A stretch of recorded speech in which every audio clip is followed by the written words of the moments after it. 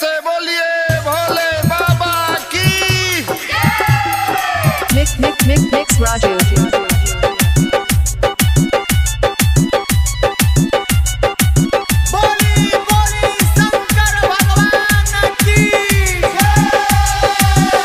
चढ़ल साबनिया रौरा बानी बहरा इन जाला सब बोम देवो घरवा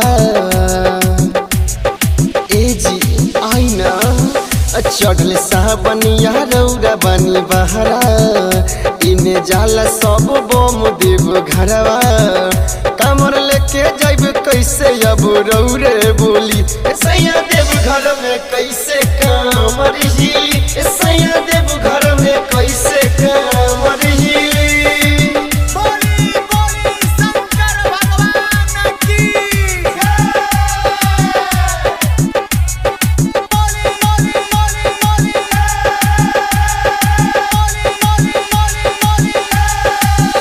पिछला बेरी नयनी रौरा घरवा घुमा देती सैया देवो घरवा देखो तो रहनी देरी दिन से सपनमा शिव जी मिलल कैसन सजनमा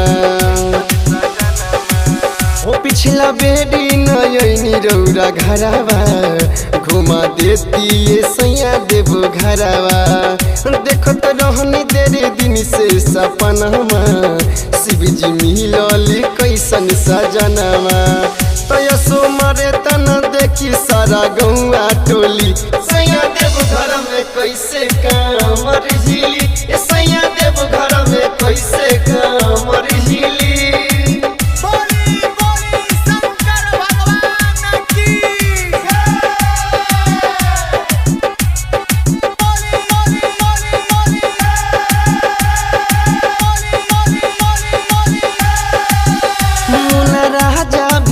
घरवा अपना बोम संगे जला देवो घरवा आसन जहिया जी बचिया मनोजवा पूरा कोरे अपना मेहरी के सपनामा